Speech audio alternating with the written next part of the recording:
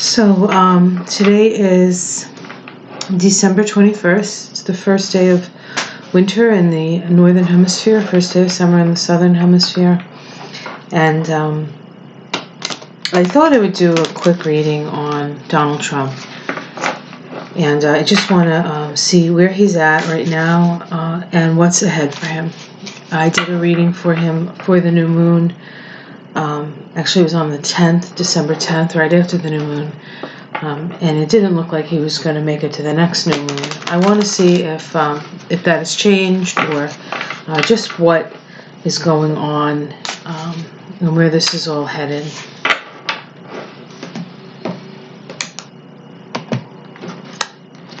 All right. The immediate environment. This is the Nine of Cups. You know, in the other decks, this is the guy sitting there, all self-satisfied. So it's a familiar card for Trump, but I don't usually use this deck. In this deck, this talks about almost like it's a fantasy world. So there's a sense of fantasy that he has, a sense of, he is the kingdom of he is the king of his domain. And yet in this deck, this is the 9, and the 9 is in a place in the Tree of Life called Yesod. Yesod is the foundation. So there is a structure for that, okay? But it has not yet manifested on the physical plane. And so this is imaginary. So there's not that imagination isn't a very powerful force. It's just that at this point, he's imagining all things. He's putting all things in what he sees as perspective and proper perspective and ready to sort of pounce on, actually bring it into manifestation. His plan, I guess. His ideal, his fantasy. Let's see what's crossing it. Okay, what's crossing it is the brother of wind or the prince of swords. I see this as his erratic behavior. I see this as what's crossing it is the fact that he's acting like a maniac and a crazy person. So you can imagine many things, but if the actions that you take are self-defeating, or not in alignment with how best to manifest something from imagination to reality, then there's a problem, right? Well, thank God, perhaps. Let's see what's at the root of this. We have the Empress again. This card keeps coming up for him. This is the feminine energy. And so I have been trying to figure out who this is. I've been thinking it's his mother, it's women around him, maybe it's the women's movement. Maybe it is simply the Empress. Maybe it is the goddess here. The goddess is at the root of this. The goddess is at the root of this. And this card is connected with Venus. You can see right up here, we have the glyph for Venus in this card. Venus is trine Neptune today. Venus trine Neptune is imagination, like everything that you value in this like magical existence. But again, not necessarily manifested. You have to access that energy. You have to find a way to access that energy. Okay, let's see what's in the past. Okay, in the past, I see this card as the chosen one. He feels like he's the chosen one. And as to who chose him, it's another story, but he sees himself as the, I don't know if I want to call it the savior, but the king. The king is dead, long live the king. He has been anointed in some way to be at the head of all things. And in a way, that's true, right? Because he's there at the head of all things. Now, what he's doing with it is another story, but he's there. Being the president of the United States is truly the most powerful position on the planet, at least from the outside. I mean, there perhaps are people in the back pulling strings, and they're really making the decisions. But as far as figureheads, president of the United States is up there. Okay. And we can see the difference in our standing and in the energy of what's going on as in relationships, say like when Barack Obama was in that place, and now we have this guy in the place. So we can feel the energy. It's very, very different. What's in the sky? We have the Sister of Fire. This is the Page of Wands. So it's messages, but this is passion. Okay, this is passion, and the Sister and the pages are immature. They're more immature. They're not kings or queens. They're children, really. And so this is perhaps what we're seeing is his childish exuberance, and that sense of this is in a way a child's fantasy.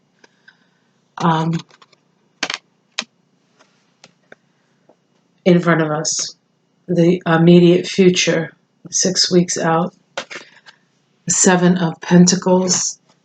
This is not enough work has been done. So I feel as though this is symbolic of the fact that this imagination, this is the world I'm going to create. It just hasn't, that the work hasn't been done to create it. Let's look at how people look at it from the outside.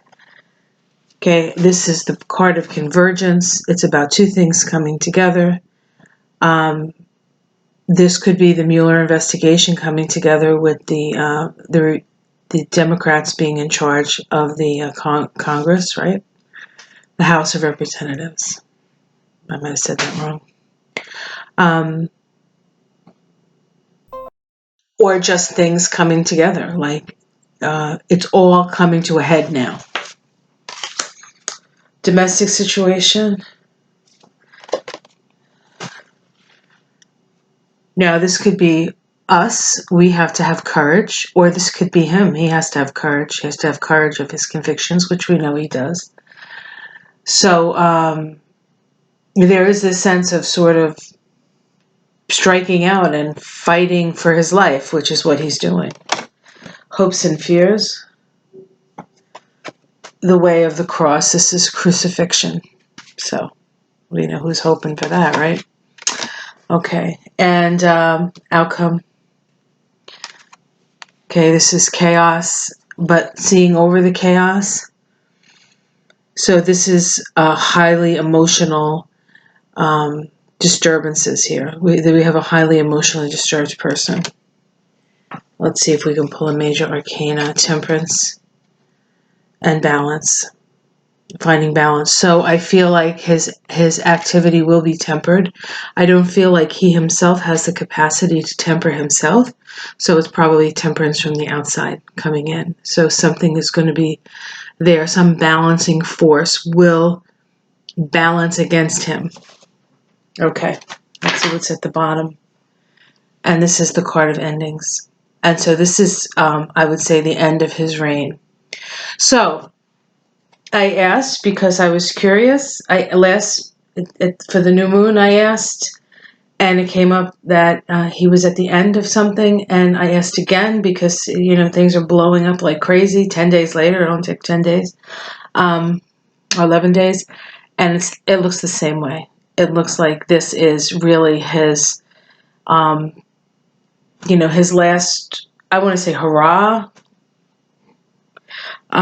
But there will be something that pushes back on him. And I want to say this. The best thing that we can do is send positive energy for resolution of this as quickly as possible with the least amount of pain and suffering. Hold it in the light. Hold everybody around him in the light. Hold him in the light. Hold the people who will be that balancing force. Hold that all in the light so that the light can shine and can heal. It's not simply about getting him out, because he's there to show us something about ourselves. He's there to test our country. He's there to test us. He's there to test what's important to us. He is a giant, giant test.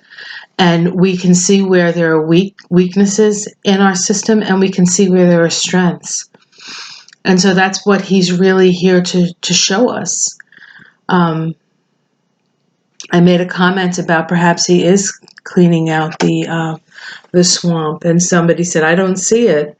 But it's not the way you would normally think of cleaning out the swamp. I think there are a lot of areas that people aren't looking at or haven't looked at and didn't realize how deep the rot goes in the government. And it's not the people, it's not the government workers that are the problem. It's the way it's set up. And one of the other things I want to say is that I do watch, I watch Rachel Maddow, that's who I watch on regular TV.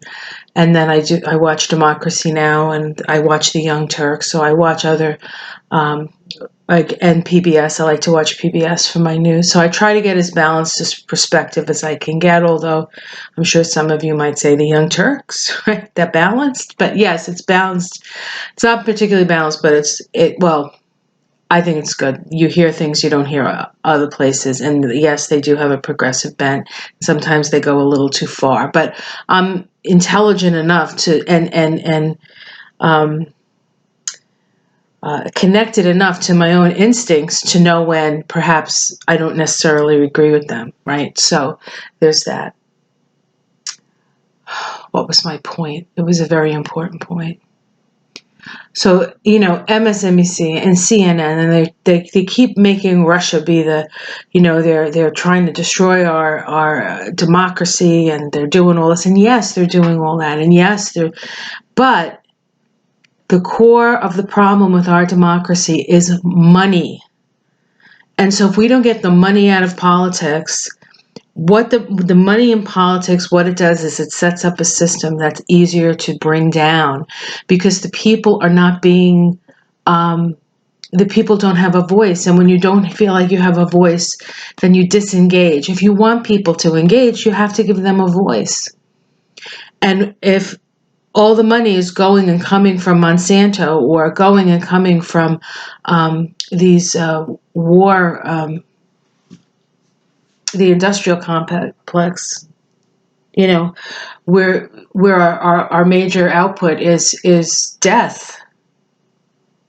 Is this America? Is this the country? Is this, we have to look at all of that.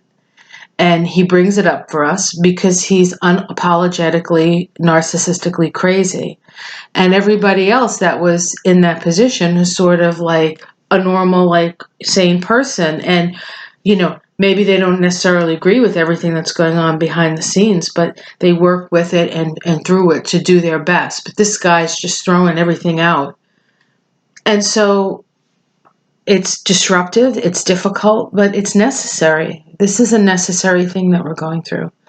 And I think that's what I want to say. But it's about coming to an end. But our work as healers, our work as citizens, our work as citizens of the world, and not just citizens of this country, is to continue the work to improve and to make things better. Once he gets removed, we still have a problem. The problem doesn't go away with Trump. When Trump goes away, then we have to get working on how to make it work for us.